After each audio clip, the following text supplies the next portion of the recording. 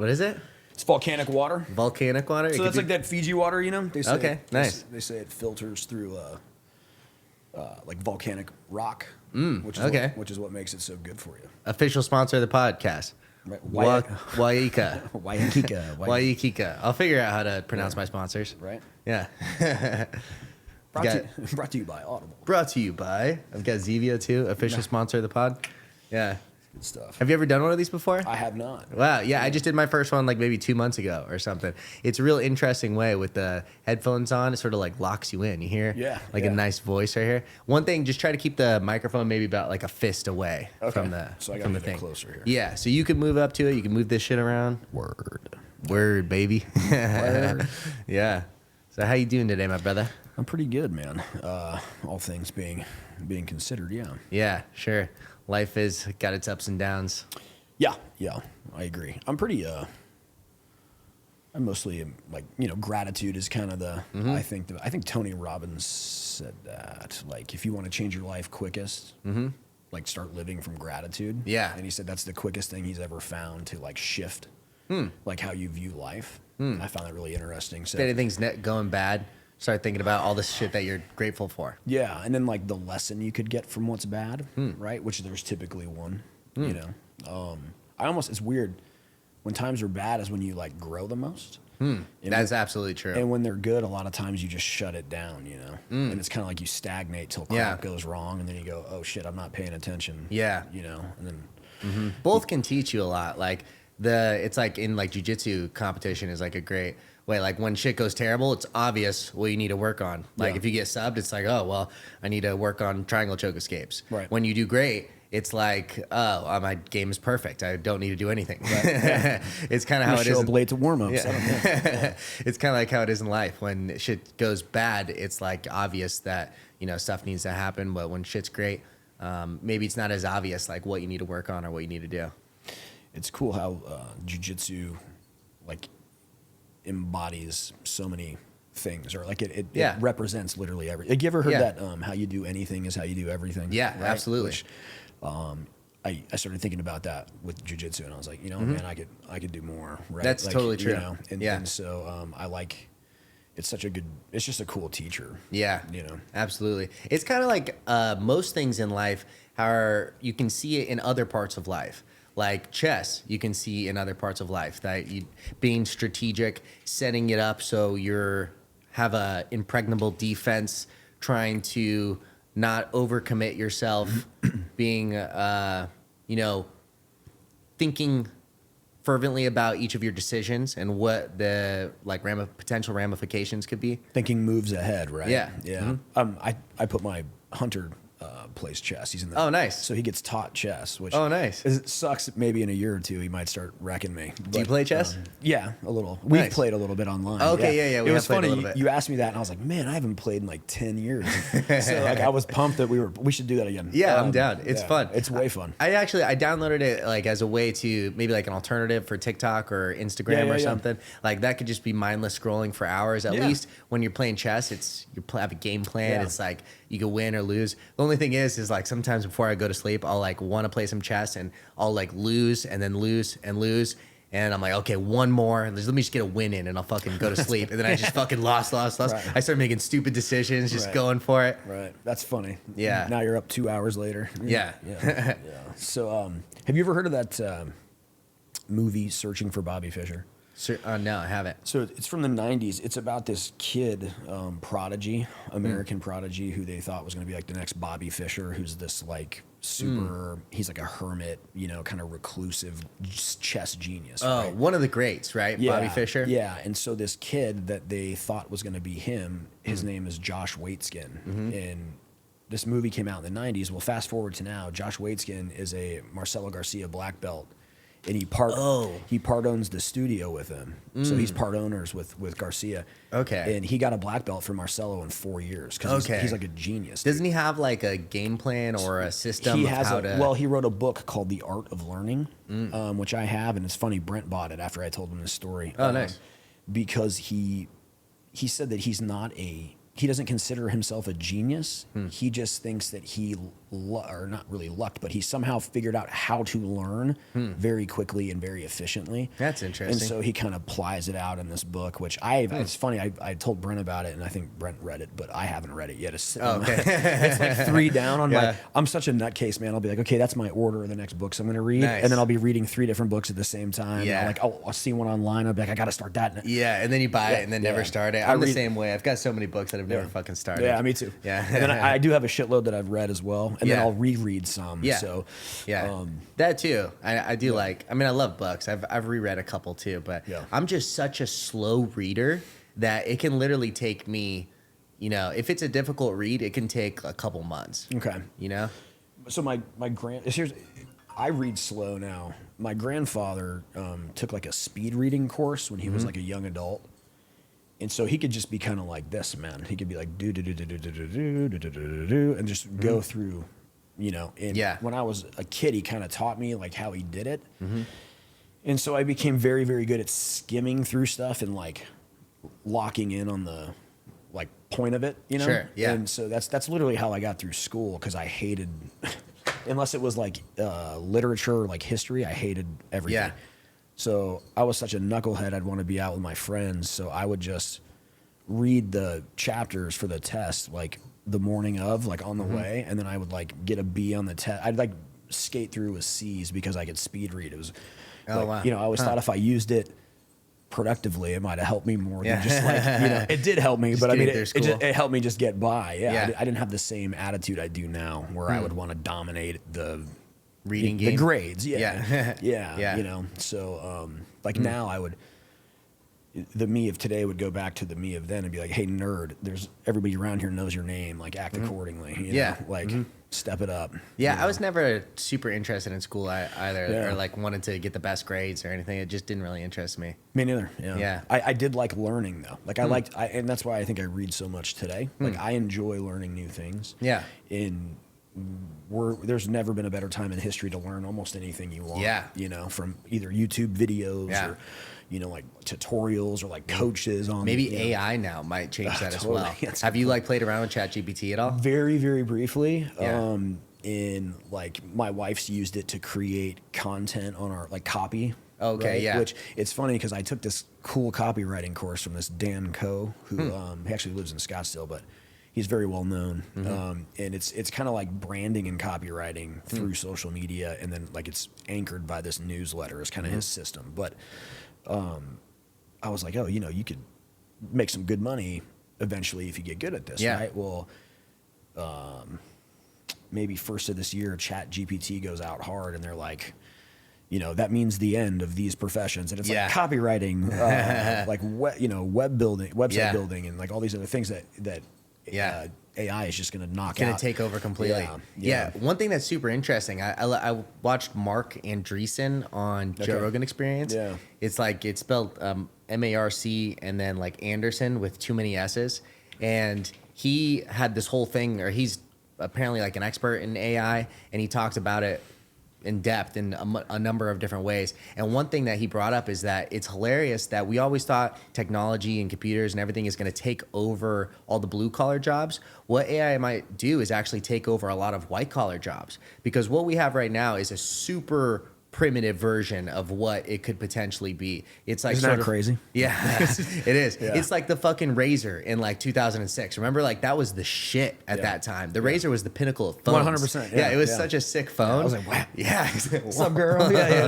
It looks so thin. It looks so nice. And you turn it to the side buttons. A little. Like Can you imagine a phone with buttons now?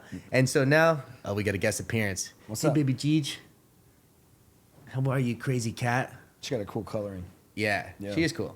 Yeah. Yeah. And now we've got fucking this ChatGPT is at a similar stage. It's at this stage where eventually there's going to be the iPhone 14 version of ChatGPT right now. Now it's at this baby stage, but even at its current stage, it can give you a medical diagnosis on par or better with your average doctorate. It can give a legal write-up on par or better than your average law doctorate. All of these things that are white collar jobs, things that you have to go to school for a long time for. It's just pulls from the infinite source of the internet and will give you excellent write-ups, excellent information, excellent advice, all sorts of, and it's crazy that we always thought that they were going to replace blue collar jobs. What it might actually do is replace a lot of white collar jobs. It's funny, but yeah, like everybody thought there'd be like the robots would be replaced. Yeah. And I saw something the other day that maybe for the next 5 to 7 years, if you own a trade currently, like you have a plumbing business or whatever, you're blowing up. Yeah. Like you're probably going to get wealthy. Yeah. And then because there's so many less people doing it too. Right, dude. Yeah. And everybody's told, hey, you just have to go to college now. Yeah. Which I feel like they steer you because you had all the student loan money, right? It was big business to go get a degree. For sure. Right? They're for-profit businesses. That's what they are. Yeah. Exactly right. Yeah. Mm-hmm. So they just dress it up like, hey, you have to have one. And obviously, also, if you're going to get culture as well, like there's parental influences, and a long time ago, it was the best way to do it. Probably sometime in the 80s, or probably maybe even sooner than that. There was a time that was the best route. If you could, get money to go to college, get a degree, that's going to be your highest paying option. But now, a bachelor's degree, for one, almost means nothing. Right. There's so many people with it. There's like double inflation going on. For one, it costs thousands and thousands of dollars because it just becomes more and more expensive every year, and more people get them every year. So there's water it down, right? It waters it down. So it's like double inflation. It becomes more expensive, and let more people have them. So there's more competition. Thus prestige. Yeah. So that's why you have these people that they're still entry point $40K in 2023. Yeah. And, after a 4-year degree that they're $150,000 in debt for. It's a bad deal. I have a friend whose son is a junior, and he's looking at trade school instead. Yeah. And there's just much less people going into it. So that's like the opposite. It's probably remained relatively the same cost, but so many less people getting into it. Yeah. It's cool. And I actually think it's neat that we're gonna keep those human things alive, right? Like like it's cool that we humans will frame homes and frame buildings. Yeah, not robots doing it. Yeah, and I think that's kind of, I can't remember where I saw this, but somebody wrote an article or made a post that was their thoughts on why society kind of seems like it's going downhill, and he just said nobody cares about mastering anything the same way that we used to, right? Yeah. Like it used to be like pride stamped on American vehicles. Air conditioners on your house used to last 30 years. Yeah. Now it's 10. Yeah. And he said, look at the stuff, look at the buildings we build. He's like, they look like shit. It's like cars don't last nearly as long as cars used to. Yeah. And he said, look at what people built a couple hundred years ago. Look at some of the Capitol buildings at Philadelphia, or some of the buildings in DC, or then you go to Europe and you look at this. Super old shit is Rome crazy. Yeah. If you go to Rome, all that it's stone columns and stuff like that. Dude, that stuff is beautiful though. Yeah. And he said that it inspired mankind, right? That you could do great things. And it really struck me because if you look around, it just looks like blah. Yeah. It's part of it's the cost of it all. Stone beams and shit is crazy expensive. Good point. Yeah. I mean, if you're gonna try to build some shit like that, you better be building the Taj Mahal of locally, or you're not gonna be able to make money doing it. Yeah. But also too, there's that mindset that we used to do things better, and now things are fucked up the way they do it. I feel like humans are constantly in a state of that. I'm sure in the 1800s, it's I can't believe, people are out here taking a bath once a month. What is all that? I didn't bathe until I was 9 years old. Exactly. It was better in the old days.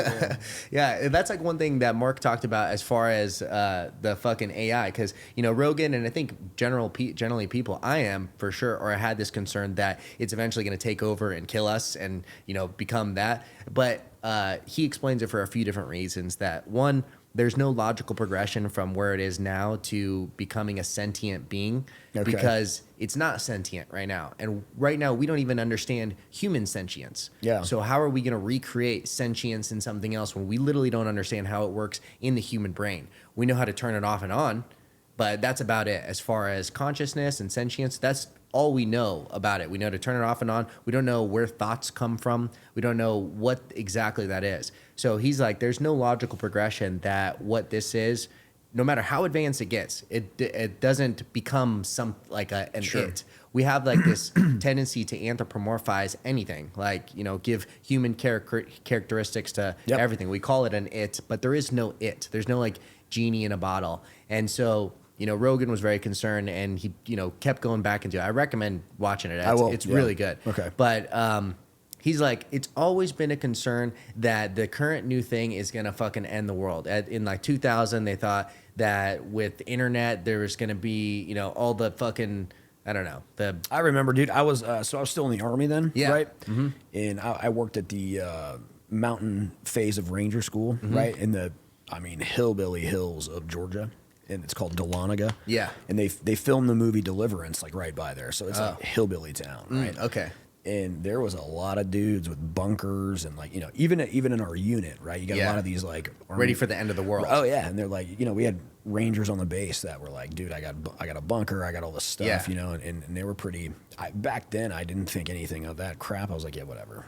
You're a weirdo. Yeah. I think today, and it could be just the information I consume steers me this way. I haven't figured it out, but it seems like we're heading towards some great like climax, either like where civilization downturns or it changes. It's like maybe I like studying Rome, right?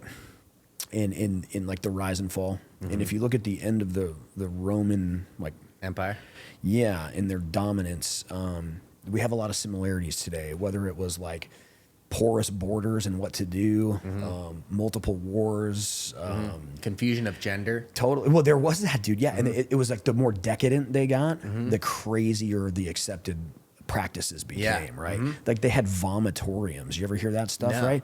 So they would be like so gluttonous with food from like around the empire, right? That they would just stuff their faces and go vomit in the vomitorium to then come back and eat more food. Wow. That's it was like a bathroom, but just for vomiting? Yeah, that's how depraved these people became. Wow, how interesting. So it's almost like they got so what they deserved. So it's a very flourishing society, obviously, for them to be able to eat as much as they want. Well, we lost the ability to make cement, which the Romans invented, until like the 1800s or 1700s. Oh, wow. They just forgot how to do that. Because after they fell, it was like this information vacuum, right? Because like if you look at some of their technology, they had public bathrooms in Rome, right? Like, that's crazy if you think about it. Like before Jesus Christ, they had like public bathrooms. That is interesting. Yeah, and they're some of the best builders like of all time. Their army was so good because they were such good engineers. So it's weird that like if you look at, they reached such heights if you think about it. Yeah. Just not the same technology, but they were so good at what they did, at building things and all. And plus they mimicked other civilizations that they liked and conquered and stuff, right? Like their whole entire pantheon of gods, like their entire religion or religious practices were all stolen from Greece, right? I mean, all their myths, all their stories. Yeah. They just changed the names, changed the name of the gods, but the system, the bones of it were the exact same, really. You know. Interesting. Yeah. Yeah. So I don't know. Every great empire has fallen at one point, so it'd be a shame for ours to go so fast. It would be. Yeah. Yeah. How exactly did Rome fall? So it was sacked in like 435 or something. I forget the date, but it didn't actually fall yet. It was like the what's the word? Like the symbolic end of it, right? Okay. And then you had the Eastern Empire, which lasted hundreds of years longer, and then they were taken out, I think, by the Ottomans. Interesting. Yeah, so because they had moved, they fractured it into an Eastern and Western Empire before the end, and it was a really weird time. They were just like, if a general beat like the Goths or the Visigoths or whatever they were, then he got popular, right? Oh, this guy's a good general. The emperor would have him killed because he'd be worried he's gonna take over, overthrow. Okay. Yeah, so it just became, they couldn't lead politically, they couldn't govern, and then everybody stopped like respecting the power of them, right? Like interesting. And so it just took them like 1,200 years, like, or whatever, and it's taken us like a couple hundred. It's kind of sad. Oh, to get to the point that we're at this pinnacle. It seems like, like we're like, society is just not meshing right. Like yeah. And so well, who knows if we're at the pinnacle? I don't know either. I don't know. It gets a lot worse in different ways and a lot better in different ways. Yeah, I think you said something about everybody thinks it was better before. Like I definitely am probably one of those guys. I don't know if it would be better. I think I would just like things simpler in a way. I like technology. Like, I'd like to have laptop or something, I could access information at any time I wanted. But I also like the more human side of being like an animal side of being a human, like being in nature. You know, I love that. Like that hint of danger. You got to find food. That kind of like all that kind of crap is just like built in us. Yeah, you know? something like integral in us. Yeah. I've thought about that, or I've talked about that before. Is that like it's so interesting that we were probably, you know, tree dwelling for a long time and then living out as cavemen or whatever it was out in nature for probably thousands of years or millions of years. And then we've progressed as a society to a point where we had shelter and then really advanced shelter. And now to the point where there's fucking $100 million houses, real estate. That's insane. There couldn't be more luxury as far as like shelter from the outside. And there's this whole industry for going back out into nature. Like camping is fucking, you can spend easily a few $1,000s on camping and camping gear just to get out and just sit out in fucking nature again. There's something definitely inside us that wants to experience that more. I agree 100%. But it's like kind of like there's good and bad in everything. Like as things get more good, there's going to be more bad part of that. It's just the fucking yin and yang of how things work. Yeah, I agree. And you know, there is a good and bad of it. You know, there's too far or too much. Like, you know, it would suck if you couldn't find food, for example, and you're like starving to death. Like nobody's having fun. Like, like there's also like a romanticism of going back. And I think people don't realize, like, you know, a lot of people have said, and even I've joked it sometimes, like, oh, if society collapses, I'll be right at home, you know? Like, let's do this. You know? It'd be kind of fun roaming around Mad Max style. But at the same time, dude, it would be horrifically difficult if you really drill down into it, right? And I think people just get these movie theater ideas of, like, what it would be like to do something, you know, or to go back in time or to, like, whatever that is. And it's like, no, man, it was like, I can't remember who said this quote, but, like, you know, life is simple, brutish, and whatever, you know, like it's pretty nasty. Like I know you follow this because I see that you like it, but Nature is Metal is one of my like absolute favorite things because it just reminds me every single day that nature cares not for you. Yeah, for sure. You know, and it's to me, it's actually motivating. Yeah, because it's like that's right. Like I'm not gonna get eaten, motherfucker. Exactly. You know what I mean? Like I love that. Yeah. And so my favorite post I've ever seen in my life, and I don't know if you've seen it on that page, is the rooster. Have you seen that? Oh, I don't think so. I'm going to send it to you, dude. Yeah. He talks about why roosters are pretty cool, and it's this picture of a rooster that's jacked the fuck up, blood all over it. Part of its face is like gashed out. Oh wow! And he super like imposes the verses of the song Rooster. It's like, yeah, they come to kill the rooster, and then it's like, but he ain't gonna die. And then he goes into this paragraph about how they behave. And he said roosters have one job, and that is to defend the flock. And he said they will answer the bell no matter what it is, a bear, a hawk, an eagle. It doesn't. And it said the rooster cares not. Wow. Right. So whether he gets wrecked, which they sometimes do, or not, he's moving right to it. Nice. And it's such a badass, like, because I don't know if you've ever been around roosters. They're motherfuckers, dude. No, I haven't. I know they do cockfighting and stuff. They will fuck you up. Wow. There's really... you can make some funny memories trying to get in a pen with a rooster, dude. Because that thing will furl up and come at you, and your ass is running. It doesn't matter who you are, bro. Like, it's coming at you. Because they're these little testosterone-filled fucking death birds, you know? And they look like what T-Rexes might have used to be. You know, because like they think that T-Rexes actually might have used to have feathers. We imagine them as like lizard skin, but they could have had feathers, and they had those little arms like this. We've given them fingers on our like recreation. Maybe they were of wings, them, right? But they could have been little wings. It's funny you said that because I used to work at this office building, and there was I had these floor-to-ceiling windows in front of my desk. And this Roadrunner would always chill out there. So like over about a year, and then he stopped coming around, I would just observe this thing. And I was like, that's a fucking dinosaur. Just like straight up, like that's what I'm looking at as a dinosaur. Yeah. Like, you know, just the way, and those things are apex, dude. Like Roadrunners are pretty cool. Yeah, they're pretty cool.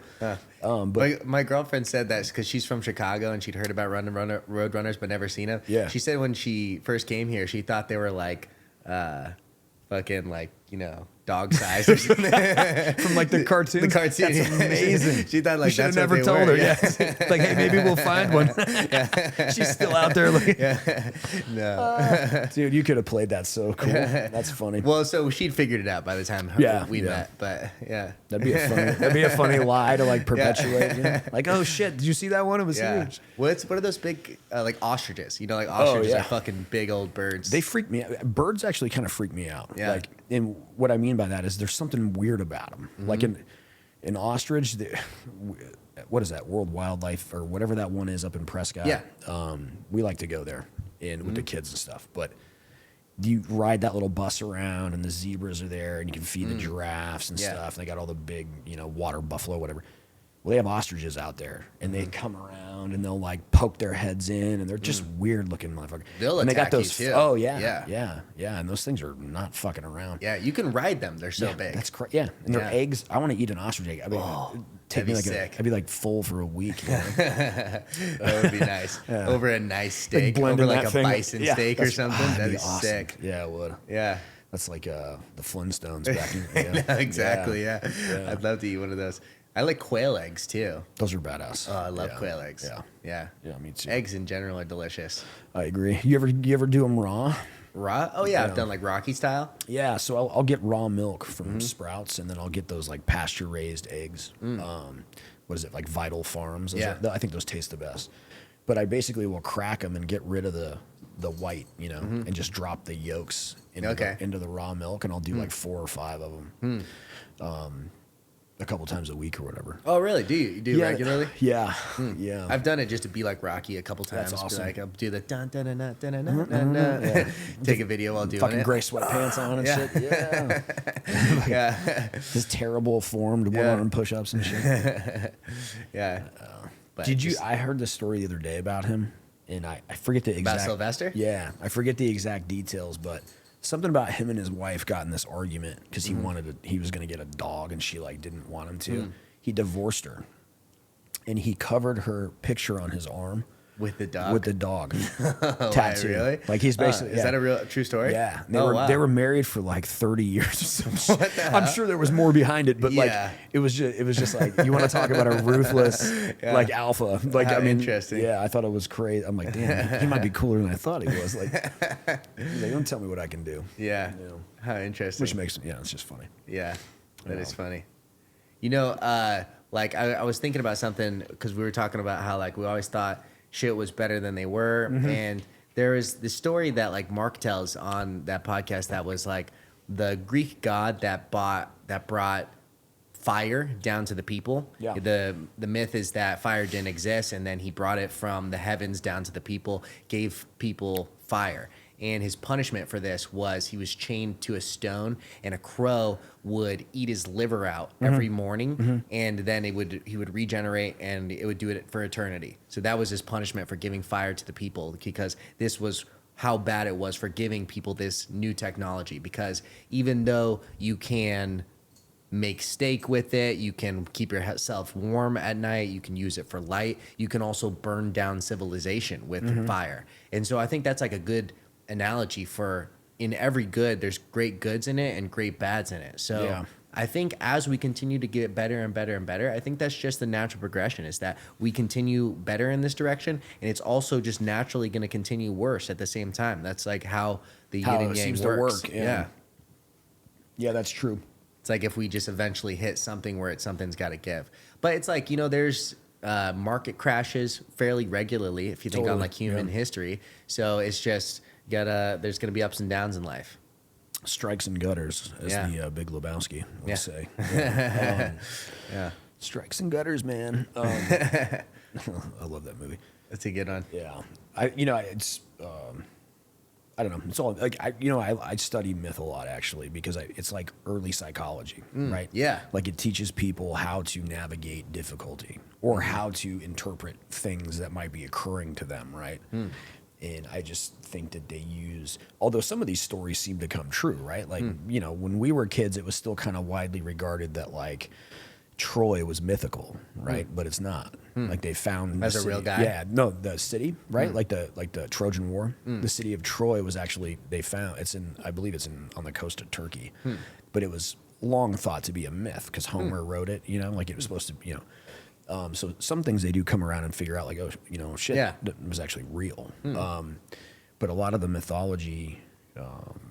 Like teaches these lessons. It's cool, man. You know, like to go back and read it with an open mind like that, like you're reading philosophy or like some sort of religious text and just look at like what's the if you've ever heard of Joseph Campbell, you heard of him?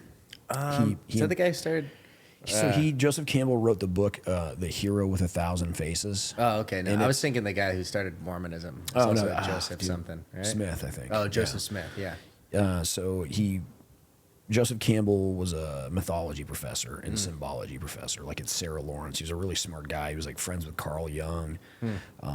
And he wrote about the Hero with 1,000 Faces. He analyzed all of these creation like myths and all these myths from around the world. And he found that like I'm going to forget the name of the myth, or the archetype, but it's like, the hero's journey, right?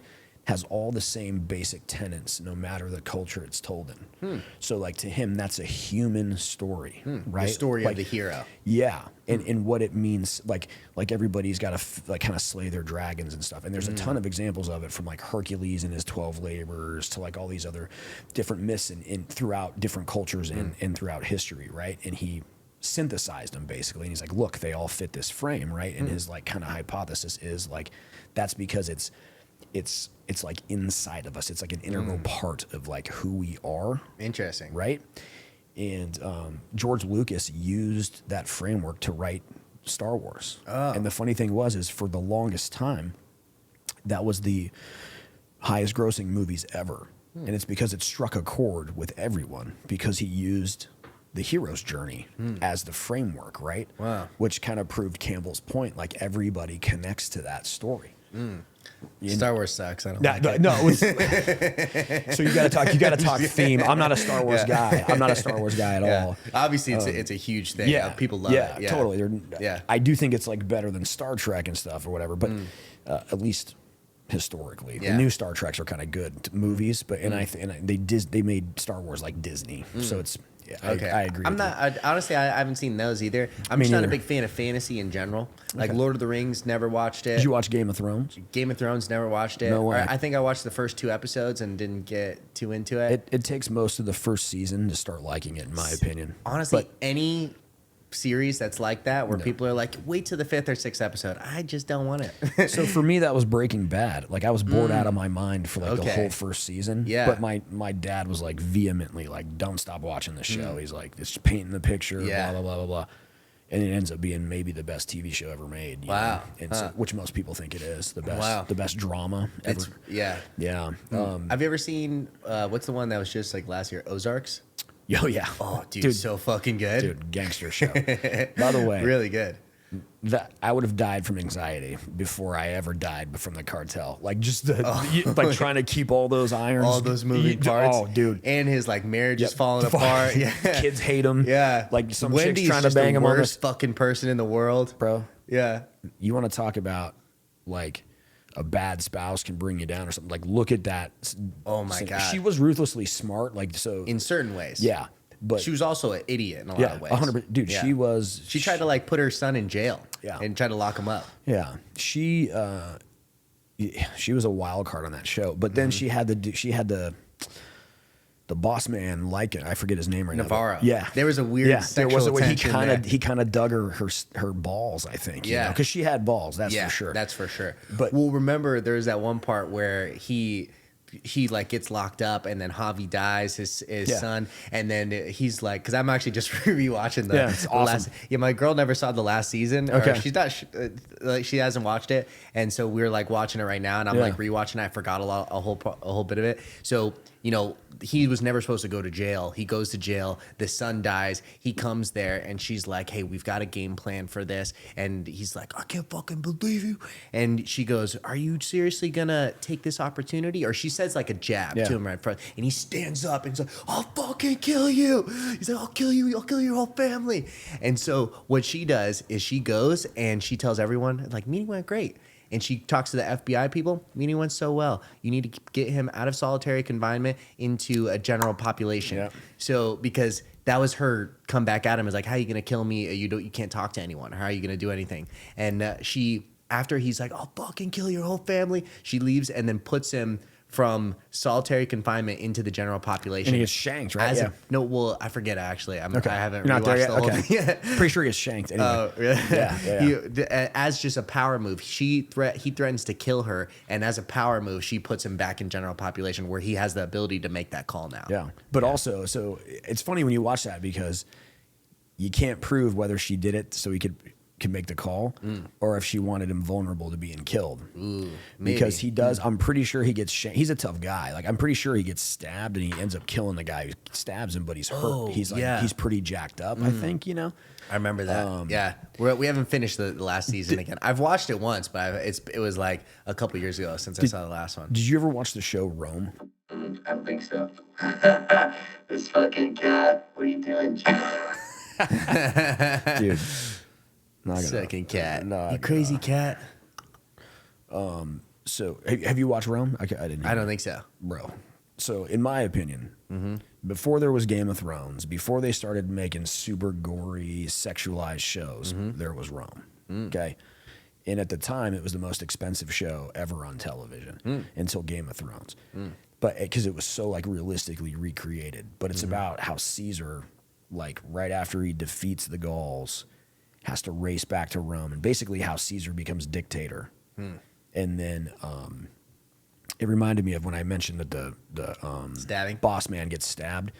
Dude, in that show, when they kill Caesar, like you never see Caesar fight, like when his armies are at war and stuff like that, but he like just commands so much respect and his like... Did Caesar actually fight? Yeah. Back in the day? Yeah. So did Mark Antony, who was like his... It's funny because Antony was like a gambling womanizer, drunk, like carousing, but he liked to fight and he was good at it. He was a good cavalry officer. So Caesar like brought him up because he was an awesome number 2, right? Like he was ride or die Julius Caesar because Julius Caesar took care of him monetarily and stuff. Anyway, and Antony saved his ass in Gaul, or his army would have been beaten. And Antony like saved the day with his cavalry. Anyway, when they do kill him, which he was famously stabbed to death on the Senate floor. Caesar was. Yeah, like 84 times or something, wow. right? They fucked him up. Dude, it's rad because the first guy that goes to stab him, he goes whoosh, and he catches the fucking blade in his hand and he looks at him like, "You're fucking dead." And then just they hit him from everywhere. No. Yeah, and Brutus is like narrating it afterwards, and he's like, he wouldn't die. He just sat there looking at everybody, like fighting it while he was on the floor, dude. And it was just like he was a bad. You can tell, like, just in that moment, even though they got him from everywhere so fast, like he was a bad man. Wow. Like, well, he must have been a fuck too if everyone was trying to kill him. So here's the thing: he was named dictator for life, and they were calling him such. But, you know, like he's a dictator. He's not, you know, the republic Not is for going the to people. die. Yeah, the republic is dead, you know, blah, blah, blah.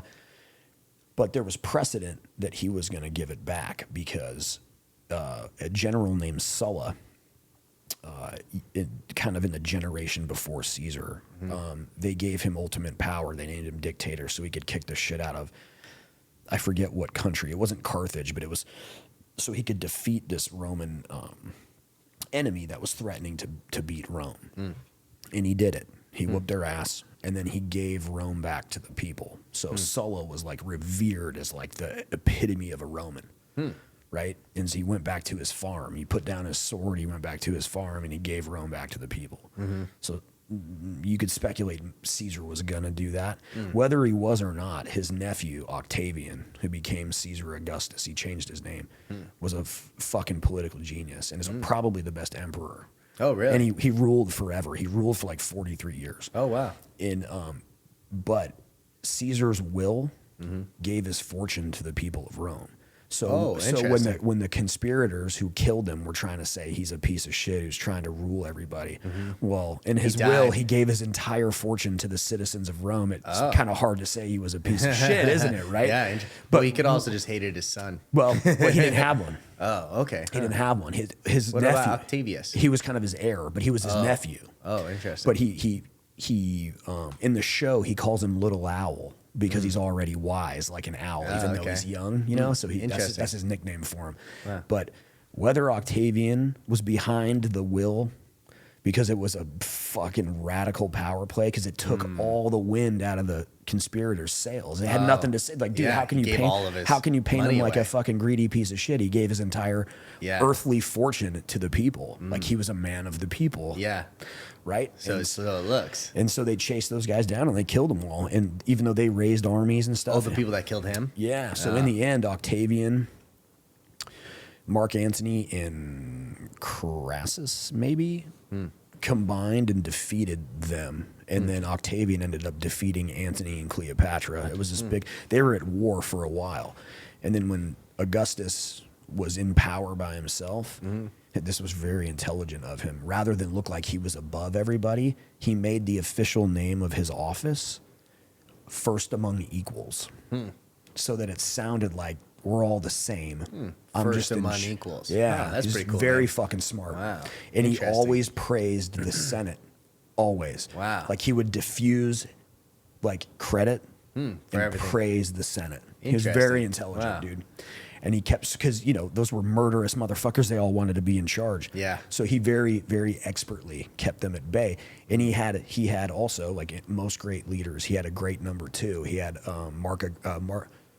Marcus Agrippa, which is a pretty badass name too. I think his name was Marcus, but Agrippa was his name. And he was the general who defeated Mark Antony. Wow. So he was kind of a bad dude.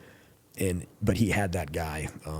As his number two. Yeah, I think Agrippa built the Parthenon, maybe. You know, he built a famous building, but yeah. So he had that like solid number two behind him to make sure that, you know, because could you imagine the stress of that? Like you thinking you're gonna get stabbed in the back at any time. And then he eventually did. Yeah, yeah. Well, so and you know, I'd be like, fuck, man. I hope my crew is tight. Like, you know, are they taken care of so they don't turn on me? You know, so that must have. You know, heavy is the head that wears the crown, they say. Exactly, right? yeah. And most of them end up being fucks. That's why who knows what exactly it was. Yeah, they do, yeah. That's why it's interesting about, like, fucking Marcus Aurelius, that they call him, like, the last great emperor. He was, like, a god. He had infinite access. He was a leader of the known world. Yeah. And, you know, unlimited money, could do anything he wanted. And he was like a good guy. He has this whole meditations book that is not. Have you ever like gone into meditations and stuff? It's like not even a book that was meant to be published. It was just a bunch of notes to himself and a bunch of things like, people are going to be annoying today. Don't take it personally.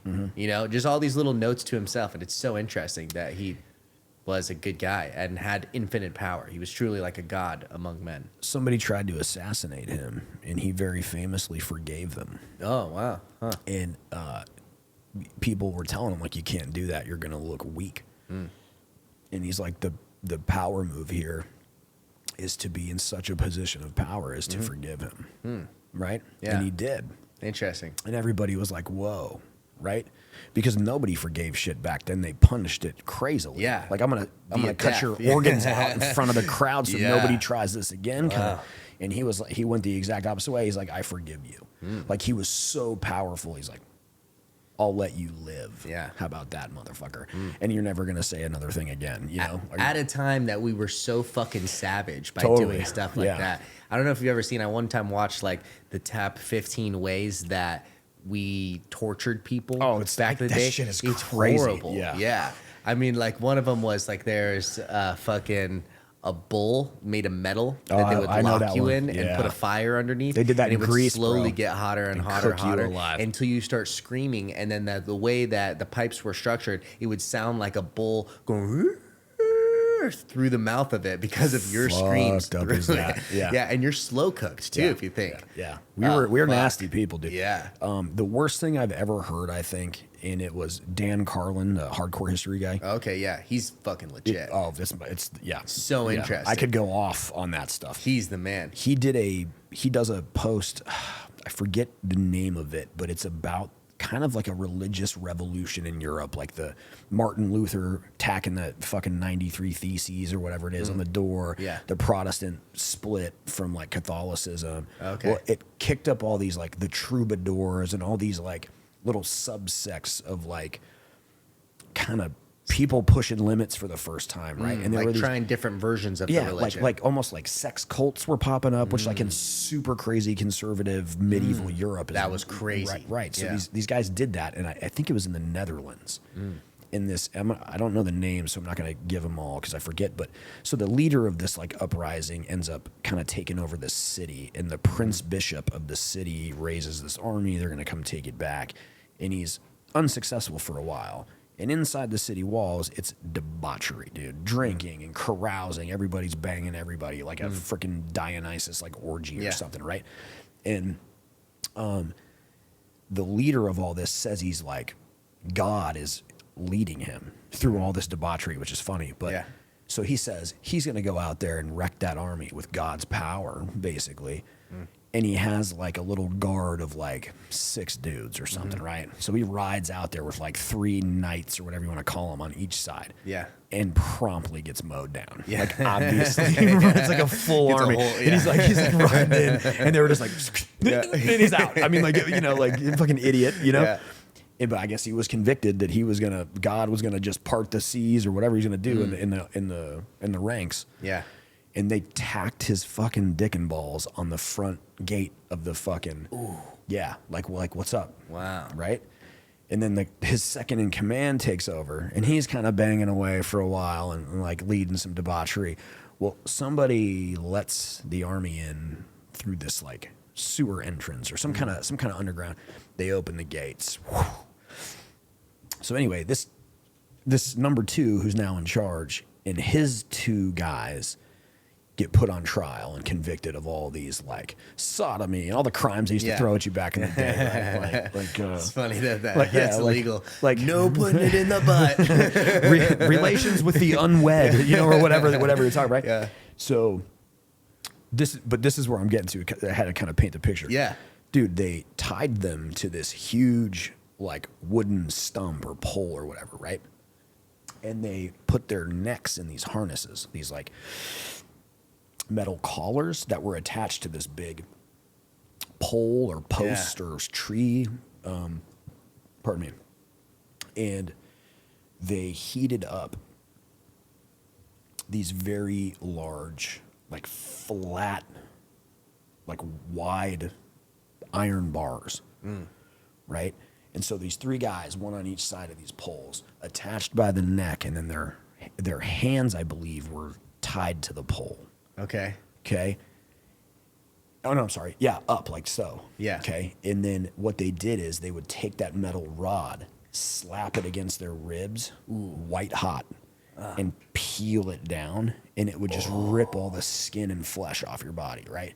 And so the other 2 guys are smelling the flesh burn and feeling the dude flailing, and then just hearing him all tied to the same pole, and just hearing him go, screaming his, what off. And then you'd go to the next guy. Like the waiting of that was so crazy that the one leader, because they did him last, it's like he had to listen to his buddies. Yeah. He was trying to break his neck in the collar, so they ended up undoing it because he was trying to like kill himself before he had to go through that. And I'm just listening to Dan Carlin tell that.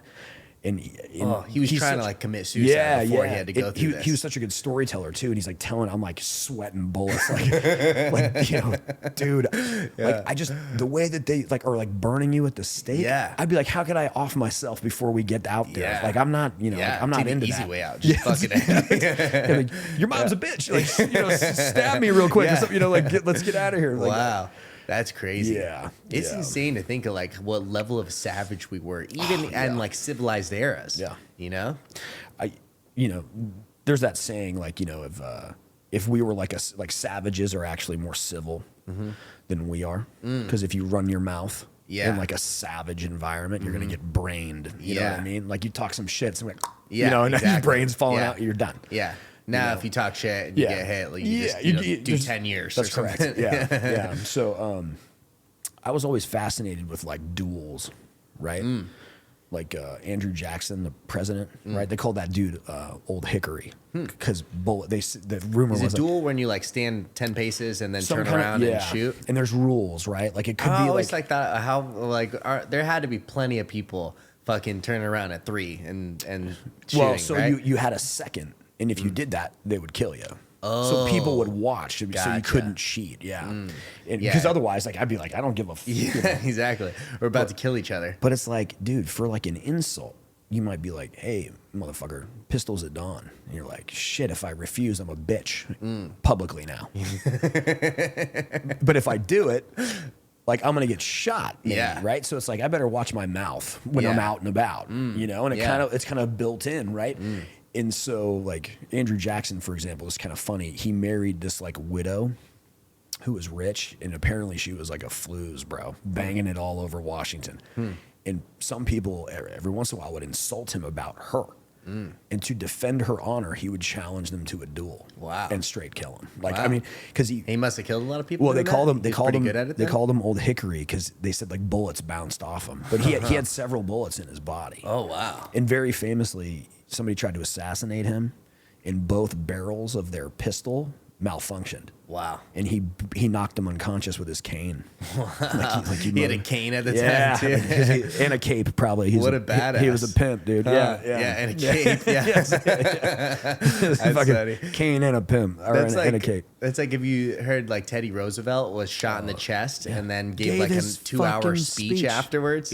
Yeah. They do not make them like they used to, dude. Think about that. That's crazy. He's the all, standing president was shot in the chest and then against counsel's advice said, I still have to give my speech to the people. And he said he led it with that, saying something like... He said it would take a lot more than that to stop a bull, because they called him... that's what they used to... or stop a bear. Yeah. So, Teddy. Yeah. Or he was gay. He was a bear. So the secretly, that's why I had to do this. There's a book. It won the Pulitzer Prize, and I highly recommend reading it. It's called The Rise of Theodore Roosevelt. It's long. I didn't know he was such a gangster. I just heard recently that he boxed and wrestled regularly as a way to stay in shape. Dude, he brought judo experts from Japan to the White House. He brought catch wrestlers to the White House. So he can figure it out? Yeah, he made his cabinet swim in the Potomac, like in the winter. Dude. Wow. They were like terrified of him. I go, fuck, what's he going to make us do now? Wow. And so he became like a hero of mine, and I don't really have many of those, I guess I could say. Yeah. But he became one after I read that book, The Rise of Theodore Roosevelt, because his family was so rich, like the Vanderbilts were new money.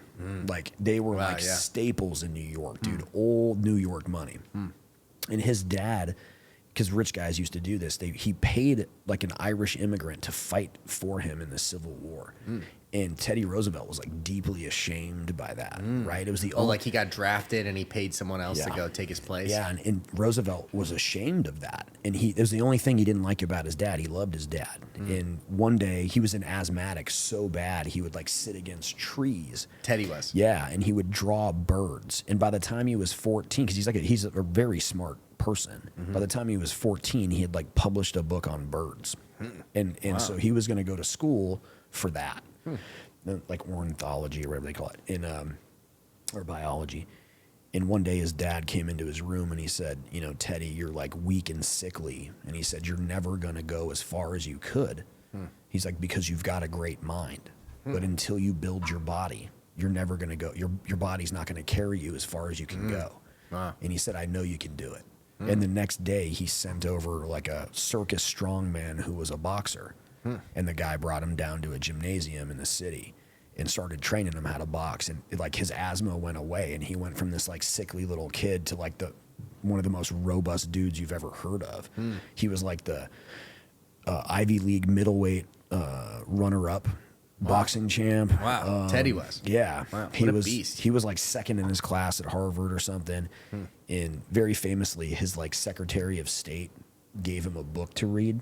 And the guy said it was like a tome. It was like, 700, 800, whatever pages. And he said the next day at the cabinet meeting, Teddy handed it back to him and then started talking to him about it. And he was like, "Did you read the book yesterday, Mr. President?" He's like, "I did." Wow. He read, like he was an incredibly fast reader. Wow. That's not and, me. And tough as nails, bro. Wow. That's crazy. Yeah. How interesting. You know, I just read a quote the other day that was like the society that separates its thinkers. Scholars, yeah. Its scholars from warriors will have its thinking done by cowards and its fighting done by idiots. Yeah, yeah. Which is a great quote. Yeah. Yeah. I like. You should be smart and capable. Oh, I agree, dude. Yeah. Like kind of like a warrior philosopher or something. You know, like I think it's like the end of Braveheart, which when I was a kid was one of my all-time Oh, favorites. it's a sick movie. Like when at the end of the movie when he throws that sword, you know, into the field and it sticks. Yeah. And then they go whoop the English ass like at the end. Yeah. But he says like they fought like warrior poets. That's kind of how you have to be, dude. You have to be like a thinking, Wow. like a capable thinking person. Yeah, right? exactly. You have to be. Yeah, to kind of like, because to me it goes hand in hand, dude. Somebody who only like builds their mind is neglecting a huge piece of life. Yeah. Right? Like your body, like you learn things through like honing your body. Yeah. That are far beyond like the meathead stuff, right? Yeah, When for everybody's sure. like, oh, lifting weights is for like vain meatheads. Like, dude, you have no idea what you're. There's like such depth to You have an experience. the struggle. Yeah. How good it feels. Yeah, yeah, and then like the tangible, like there's a Jacked you get. there's an essay there's an essay from Henry Rollins. Have you ever read it? It's called The Iron. No. I'm gonna send it to you, bro. Okay. It's the very end. It's so cool. He says something like, "At the end of the day, the iron always kicks you the real deal." He's like, he's like, friends come and go, but 200 pounds is always 200 pounds. Interesting. And it talks about in the beginning how he was this scrawny little kid and he has this teacher in high school who was I think a Marine Vietnam vet who was jacked and put him on a program. And he said, "You're not allowed to look in a mirror until I tell you." And he said months went by.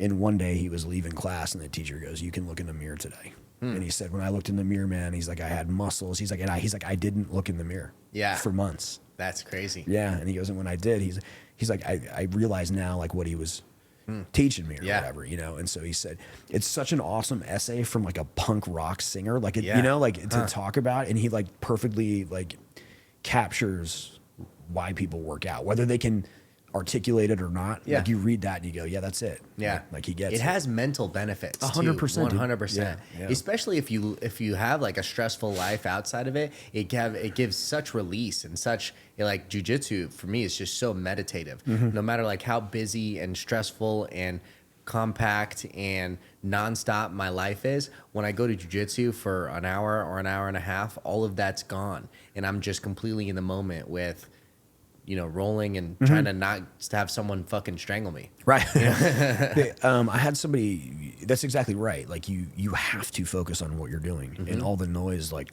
goes away, right? And then it makes me better. Like when I go back at it, like I've had this reset and able to like just look at life again with fresh eyes. That's fucking cool, right? Like you go and you struggle and you strive and you learn and then you come away from it and you're like, I've added to myself. Yeah, right? absolutely. Yeah. That's one thing that's so cool about jiu-jitsu though too, is that like there's a clear like amount that you've added too. Like, and it takes so long to get to a high level. It's so nice to, I don't know, just look at it and just see where you've come. I've watched you, because like when I started at One Love, you were a blue belt. Okay, right? nice. And like I've watched you go from that to like where you are now, and it's crazy, like the progression, the difference, right? And because like to me, I don't really feel my progression. It's hard to. Yeah, You really don't. Like in the moment, you know, I'm kind of like, if the times you feel it is like, you know who you're rolling against now in 2 years. And when someone comes back that took this 2 years off and you roll with them again, someone that you had a really competitive roll with previously, and now there's no comparison. That's when it's like, okay, wow. You're like, I've progressed. This is working. It's weird when you're in the weeds though, because you're like, damn, that thing worked that one time and it didn't work 9 times. Yeah, exactly. You know, and that meme where it's like the dude in bed and she's like, I bet he's thinking about other girls. Like, dude, that's that cracks me up. And all you're thinking about is like, got my fucking guard pass today. Right. How did you do that? You're reliving the like I should have done this. I should, you know. And that shit kills me, because it's totally true. I'll be in the shower and then I'll be like, me as well. I knew what I needed to do. I knew what you know. And I'm like, next or like time. or it's like sleeping. I'll be thinking about something and I'll be tensing up so hard, and then all of a sudden I'm like, oh, Wait, I forgot. I'm just laying here. Like you're tense, like you're in the. Yeah, that's. I'm awesome, just like dude. thinking about it. What's going on? Yeah, That's so funny. yeah. It's also a very intellectual pursuit. You know, people think that like martial arts are just like a meathead pursuit. Yeah. Or just like how weightlifting, it's less clear that it's not a I agree. meathead pursuit. I agree. You know, with jiu-jitsu, once you're into it, you realize that honestly, I think you could probably go for a week. I don't know if a single class will tell you, but a week or for sure a month into jiu-jitsu, you realize, wow, there's so much to learn. And each start of the class is a learning session. It's, you know, and then it's also so interesting that there's like someone that has walked the path before, and no one was born a black belt. Right. Yeah, everyone was started as a white belt. And so it's so interesting just knowing there's these details. And then people talk about invisible jujitsu. That's what all jujitsu is. Like at some point, it's that, you know, it's this small little detail that makes the entire difference. And That was. Sorry, go ahead. no, that's it. That's all. And learning those little things over and over and over is how you become good. That's like when I did the Gordon Ryan. Yeah, I'd seminar love or to go whatever. over that more stuff. Absolutely, dude. I'll be there. I'll be there tomorrow. Since Yeah. we've been talking about that, I've been getting into mount and trying to think through the positions, but like I can't get both arms up. I'll Right? show I you. just I'll don't- show you. Yeah, It depends on their reaction because not everybody puts their hand in that way that you can swim under. yeah, You know what I exactly. mean? Like they might keep their hand in a different. Because I've run into that. I've been trying to get into that position. I've finished it a couple times. Yeah. And then like I remember Ben was watching. I'm like I skipped a couple things, huh? He's Yeah. like, yeah. I'm like, damn it. But, yeah, Ben put me in it, and yeah. like it was a submission before he put any submission Yeah, on. isn't that rad? It was like I was gonna go unconscious just from him getting into the position of the S mount. That's awesome. Yeah, so I was like, I don't I'll show you understand. that. It was It's- like a choke. Yeah, I'll Yeah. show you how he does it. The very first moment of that seminar, though, I was like, dude, this guy's details are like when he said, "Why are you gonna fight a pec, a lat, and a tricep, right? When you can fight a rotator cuff?" Like I was like, dude, this is the kind of like the ding shit ding I- ding, yeah. yeah, like oh, that makes total sense, Yeah. you know. And I just thought to myself, how cool, because when he's saying that, I'm hearing John Danaher, like, Yeah. right, like For sure. say that, you know. There's echoes of The it. professor, Yeah. he's going, hey, you know, From watching both of them, I feel like Gordon is a slightly more concise Danaher. That's Danaher cool, just yeah. can go into long which is funny because he's like a philosophy professor, right? So yeah. he's la, la, la, la. Which some of it is really good. Yeah. You know, I mean, Yeah. all of it's really good if you actually listen to it, but it's just so time consuming Yeah, sometimes. yeah. Sometimes it's like, get it out. Let me hear it. I was very impressed with. I mean, there's no way not to be impressed with his jiu-jitsu performance, obviously, and like the way he wrecks fools. But I was very impressed with like just how he went around. He was helping these kids that were there. There was I think they were brother and sister, but they were probably 10, 11. Yeah. He spent a lot of time with them. I thought that was very cool. And they were like fans of his, you know, Oh, wow. even at that age, which I Nice. thought was also cool. Oh, that is very cool. Yeah, Yeah, he's yeah. spending time with those people. Yeah, and just like really making sure the kids were learning something. Yeah. Well, And they I was- probably yeah. they Oh. paid $400 each Yeah, too. yeah. Which, you know, for one move, I think it's. I thought it was good money. Like I'm gonna nice. really spend time making Yeah. that his submission, right? That's so that very cool. when I throw it on, it's like Yeah. getting smashed up by that guy, you know. Since you guys have talked about it, I've like gotten them out and try to think through like some of the stuff that we went over at least 24 times. That's I was awesome. like, fuck, I should have just done the seminar. It's funny because I'm like, this I could've did reach leveled out up to this you. part of Yeah. my game. Oh, Yeah. bro, I didn't know what he was gonna do. He didn't say it until you got there. Yeah. But the minute he said that, I was like, Joey's gonna be pissed. Like, I think I might have even Yeah. said it to Ben. Like he's gonna be pissed now, Yeah. dude. Was it the day of weigh-ins?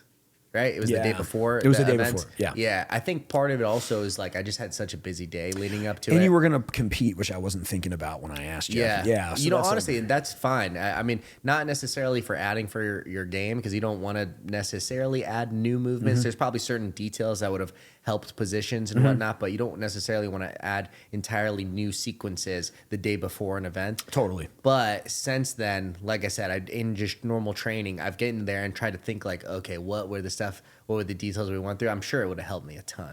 Dude, yeah. We'll go. I can because the kids are in California. Like I can come in Awesome. tomorrow. And Yeah, we can, let's we do can it. mess with it. Yeah, Yeah, Because absolutely. I need to go over it some more again. Because, Yeah, that'll help like ingrain it. Yeah, for sure. Yeah. Anyway, it was very cool because I was Yeah. like, whoa. And he definitely wasn't looking sickly.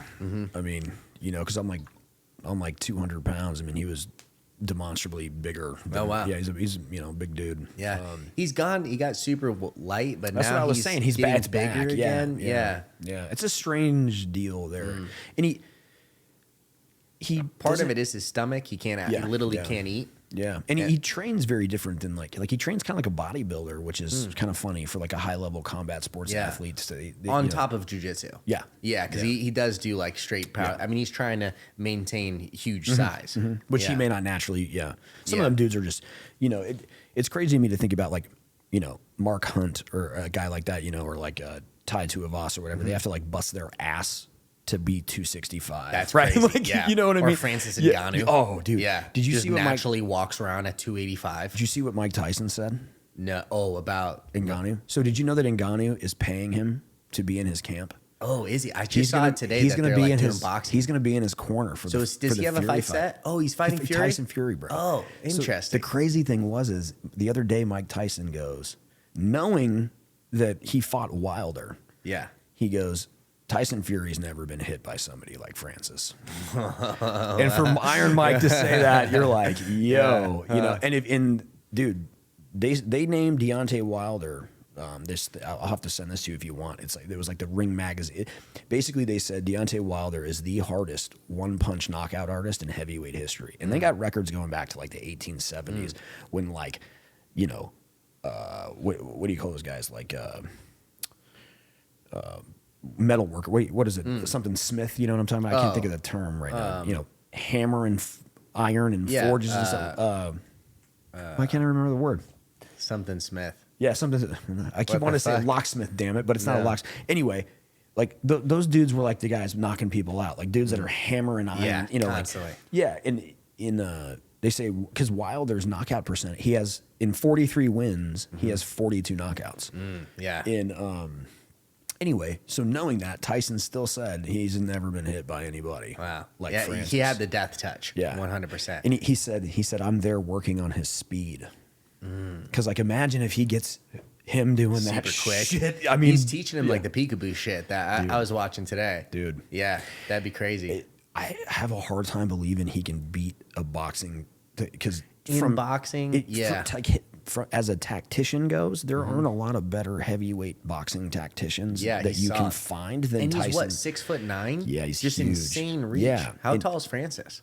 6'5", I believe. I mean, that's pretty fucking tall too. Yeah, but he just like footwork and like how he breaks people down and stuff. I mean, he as a big man, like I think. I mean, he's like Muhammad Ali-esque with his footwork and just his and only a much bigger man, right? Much bigger. And the thing 6'9" is a monster. He's a fucking monster. Yeah. And dude, I do believe he was down for 10 seconds when Wilder hit him. Yeah, he got up from that, which is like what is in him.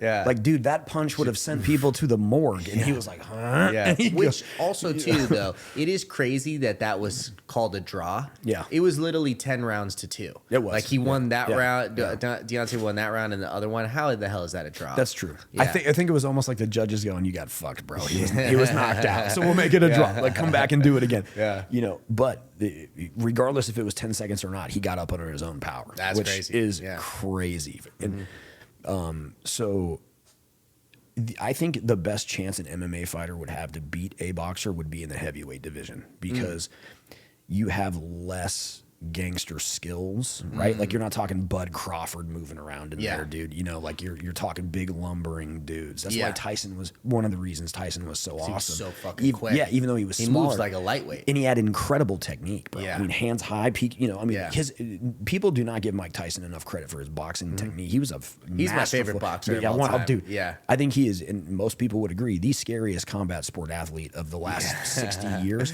Like, dude, he changed boxing. Yep. Boxing was never going to watch an execution. Dude. People would get pissed that the fights would 90 only last. seconds. Yeah. Dude, he actually knows what it's like to be the most feared man on planet Earth. Think about that. Imagine dealing with That's another thing that he said to Francis. I don't know if you saw it in like a podcast. He's like, you know, all these knockouts, all the success you're having, it means that you're favored by God. But that also means that you're favored by the devil. And wow. Yeah. And he had a whole thing about it. It was pretty good. Yeah. So,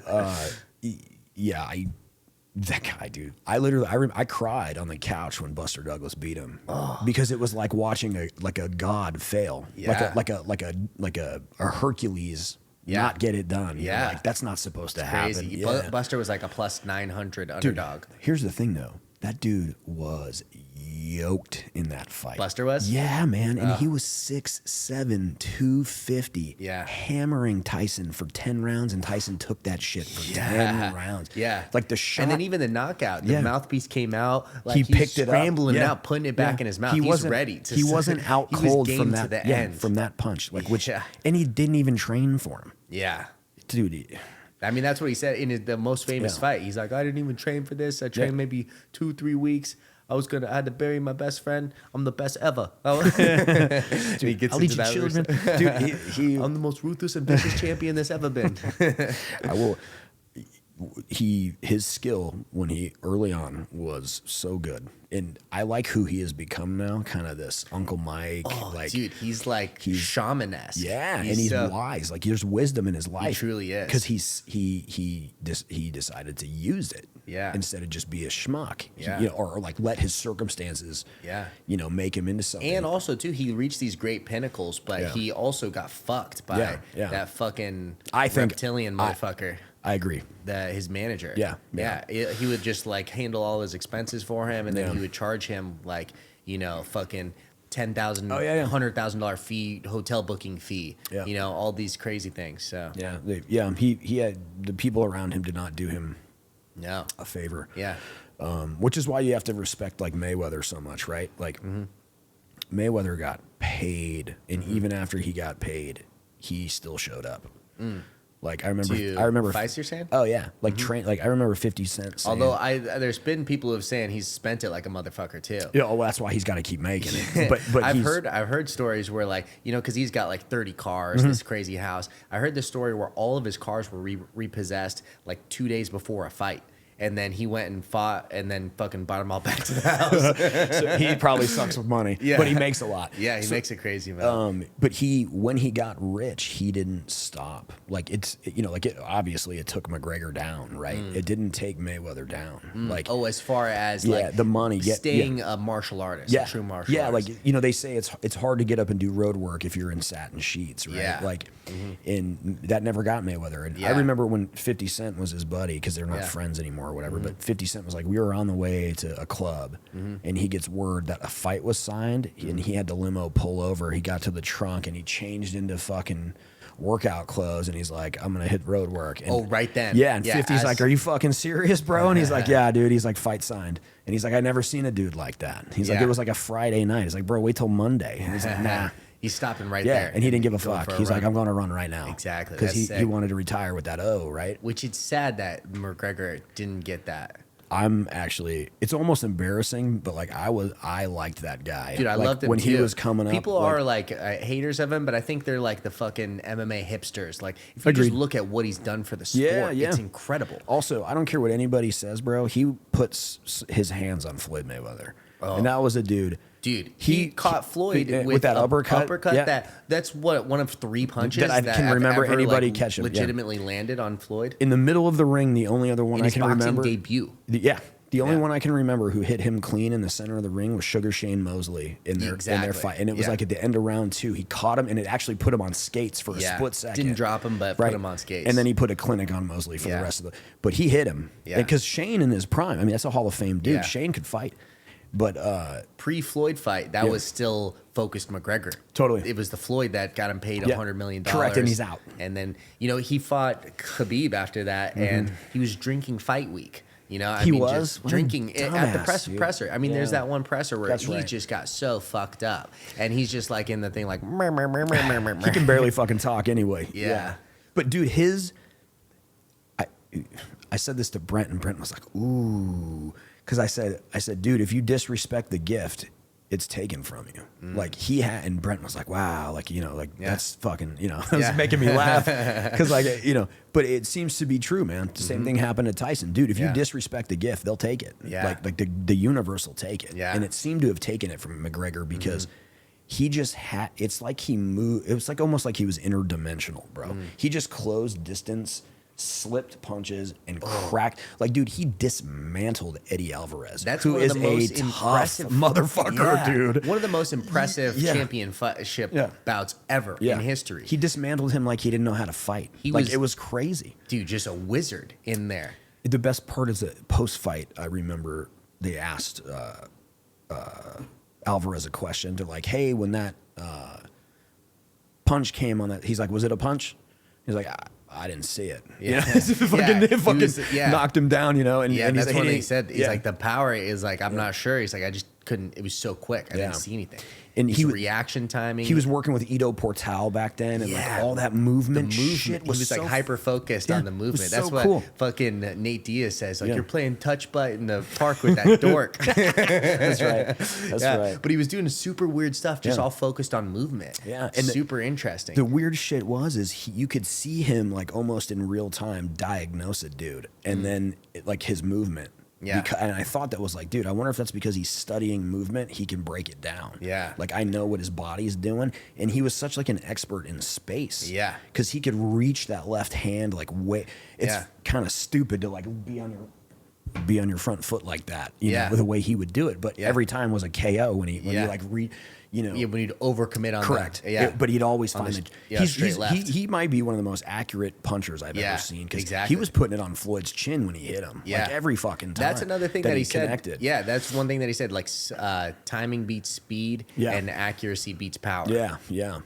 Silva used to prove that, dude. Yeah. Remember when he knocked Griffin down with a jab? Like I mean, walking backwards. Yeah, I couldn't believe that. Yeah, supposedly the perfect. It's right on the button. Supposedly, Griffin got KO'd in camp a couple weeks before that, so maybe that's the rumor. I don't know if that's true, but he knocked him down walking backwards with a jab. Wow. I mean, he also tested positive for benzos the next day. Like he did? Xanax. Yeah. I don't fucking remember that. Apparently he was so nervous to fight him. Yeah, to fight him that he had to take a Xanax to go to sleep the day before. Well, he was walking forward. I'll give him that. Right? I mean, he was. He got knocked out walking forward, which I respect. So, but yeah, dude, his accuracy was so cool. And then like he also took apart Chad Mendes like he was nobody. And I watched. Did you watch? Well, so I think the first round was a little bit tumultuous. Fair. Yeah, he got that cut on his eye. Then he got taken down or something. He was in guard for most of it. Yeah. But second. Well, I think it was second. It was the end that I guess I'm talking about. Yeah. Like when he dismantled him. Yeah. Well, because he kept to the body.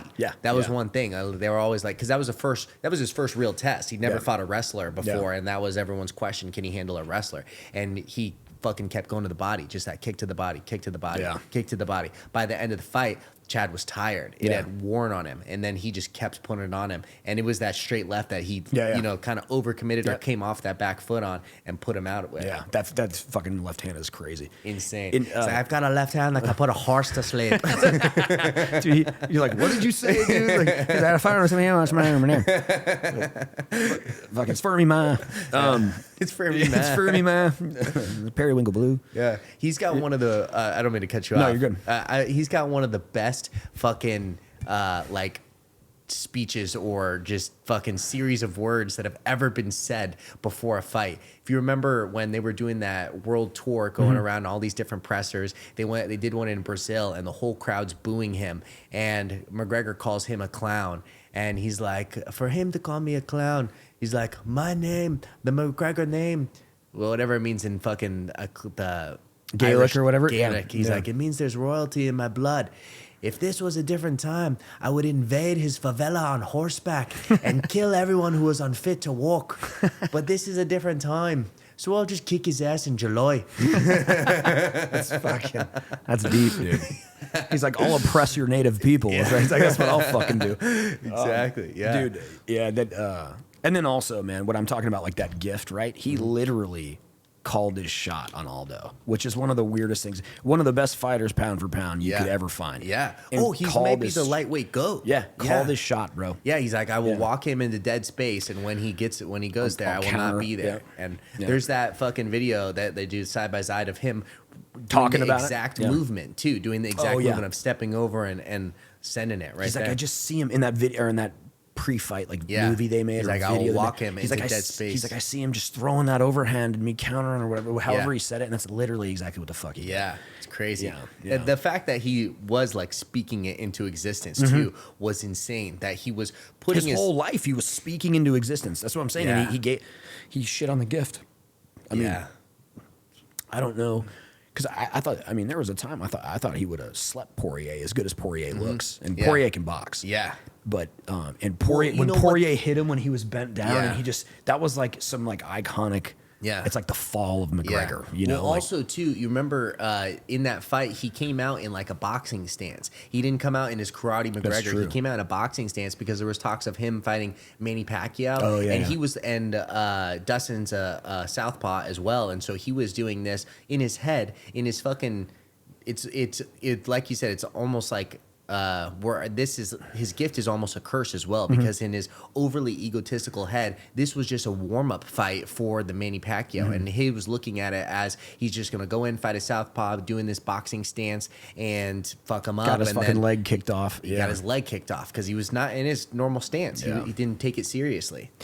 You can't do that with Dustin, bro. That guy's been in. That guy's been in with everybody. Well, I mean, also too, you know, at the time they were talking. They should have maybe done a warm up fight in preparation for that. He'd been off for like almost 2 years. I agree. In boxing, they give you a couple warm up fights before you fight the top person in the world. I think you're right. It's egotistical, right? Like Yeah. to just think you're gonna walk in like poor dude. I think speaking of Poirier, I think one of the most impressive things I've seen is Holloway not getting knocked down by him, because Yeah. he hits hard as fuck. Yeah. dude. Like I mean he does. I mean he slept Gagey. Like Yeah. nobody sleeps Gagey. Yeah. dude. Like I mean he fucking, which is crazy. And anyway, like he took that dude lightly, which is so fucking stupid. Yeah, you know. it's crazy. It's Yeah. past his peak. I and hope just, I'd like to see him get it back. I would, because Yeah. I like strikers, like the visuals of like a fluid striker yeah, looks exactly. So does jiu-jitsu. Jiu-jitsu looks beautiful when you see a guy like nothing like Yeah, striking that's though, like so a cool. sick knockout. Like, Sometimes like you know, because I obviously love jiu-jitsu. Yeah, It's like yeah. something I'm, you know, fucking committed part of my life to, and I do it so much. But sometimes I'll like, some guys will be grappling and I'll be like, stand and bang, you fucking pussies. That's right, dude. Right? It's like because there is something to the finality of striking. Yeah. Right. Like something's going to sleep here, Yeah. dude, if I fuck up. Right? Yeah. And that's pretty cool, actually, too. The second of it Yeah, too. yeah. You know, jiu-jitsu takes some time to develop, and then like once you get, I mean, it can happen rapidly, Yeah. and you know, in maybe a minute or less, you know, someone can get to an extremely dangerous position and then be put to sleep. But a strike KO happens in a millisecond. You know, And you. Yeah, and like you make people do zombie type shit when they get hit weird, you know. I mean, Do the it's- stanky yeah, leg. I like watching like Stephen Thompson when he's a really impressive striker. when he's for whatever reason he had this like weird lull for like Yeah. 6 fights, but when that dude's firing on all Who did cylinders, he just fight? That was just insane. Kevin Holland. that's I think right. it was. That was a great fight. Oh my god! Put on a clinic on Yeah, him. It was yeah. that was what an impressive performance. Totally. Yeah. And I like watching but I like watching those like, and McGregor when he's on is such a cool looking striker His to watch. lead up, his build from nothing, even in the other fucking promotion where he became the double champ in Oh, some that's other right. promotion. That's right. His fight where he became double champ in that, if you ever watch it, is insane. Yeah. Like he slips he does like a slip left hand counter that puts the guy to sleep, and that's how it goes out, and the guy just slowly timbers over as he's about to like come and finish. The ref pushes him off. I mean, it's sick. And then every fight from there until the double champ was just insane. Yeah. It's just so cool. It was like he was touched by the gods, right? Yeah. Like just because it was all spectacular finish after spectacular finish. Incredible. Yeah. Just walks through every Yeah. single person he fought. Not for nothing. It took Khabib 4 rounds to beat him, and Yeah. he survived Khabib on him. Well, and I think know? it was the second or the third. Yeah. They talk about McGregor probably like they think McGregor won, or I think he was scored in favor, and that might be the only round that Khabib ever lost. Yeah. Yeah. He should have taken it more seriously. That's what pisses me off. Yeah. Because I mean, it's hard to say that if, like, you know, you were in that position, you'd do anything differently, because when you are touched by a god like that, you think he gets to a point where anything I do will work. That's the yin yang, right? Yeah. And you you went also, from poverty to worth a fucking 9 figures. to a Lamborghini boat, son. A Lamborghini boat. That boat is sick. It's the sickest. That's the sickest fucking boat I've ever seen. Yeah. In fact, I would live on it. Like, Yeah. you know, you're right. I think you have to.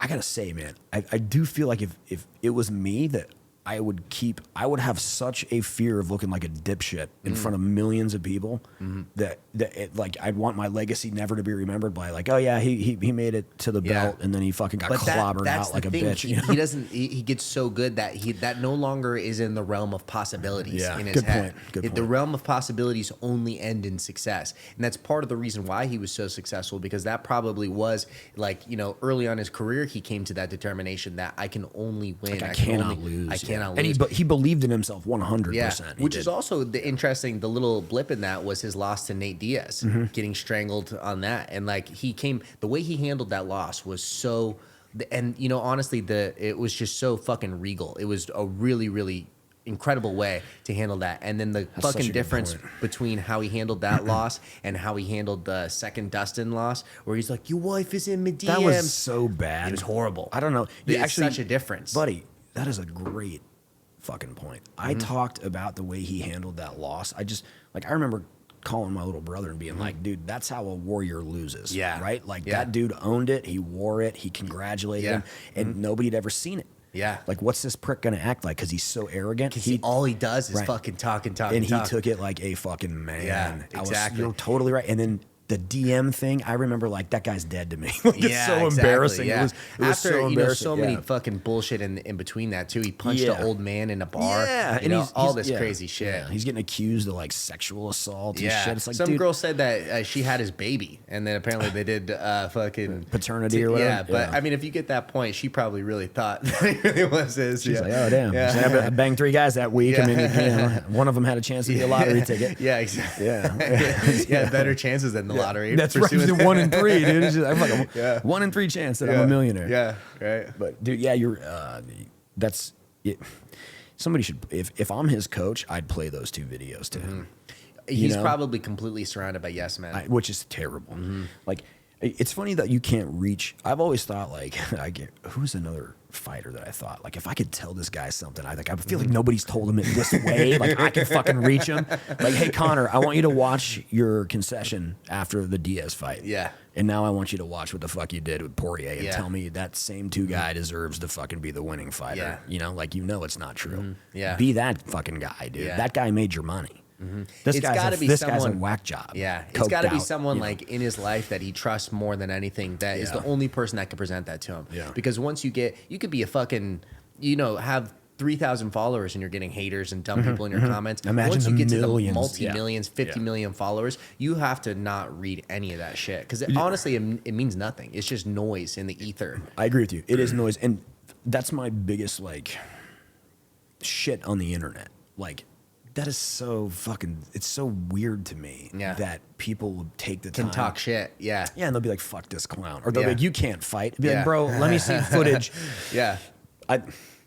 There's this guy on Twitter, he's like the BowTiedOx or something, like bodybuilder. Okay. Well, I'm kind of going back and forth with this guy one day about something to do with fitness. And he's got this kind of arrogance about him, you know? And I was like, you're the kind of asshole that makes me think you were in Ranger Regiment. And he screenshots a picture of his beret in his regiment scroll, right, from his uniform. He goes, that's exactly the kind of asshole I am. And I was like, fuck yeah, dude. Like, Rangers lead the way. And then we started following each other. But it was funny because I could, like, feel it through. But what he does is he actually owns this domain name. Yeah. It's postphysique.com, right? But it's physique, he spells Fizeek. And what he does is he, like, never posts his physique, but he posts exercise and nutritional information, right? And technique and stuff like that.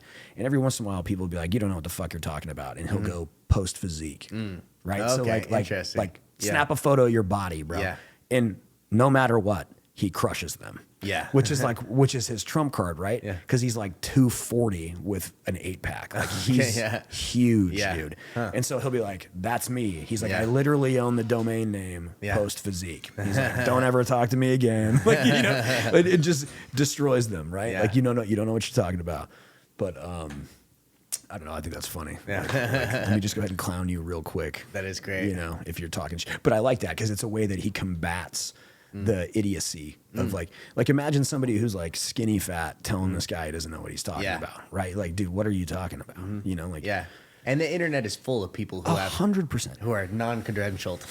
That's right, dude. Yeah, talking all sorts of shit. It's like where do you even get off telling me, dude? Yeah. Like, you know, anything, right? Yeah. I mean, I don't know. It's funny to me that you, in my opinion, you'd literally drive yourself crazy if you were if you actually read that shit, like you said, you know, like when you're at that level, you're right. Especially it's at that mass level. noise. It's just noise. Like Rogan talks about that too. Like he's like, I don't ever fucking read anything. You know? Yeah, you can't. Yeah. He's like, you think Michael Jordan reads YouTube comments? Yeah.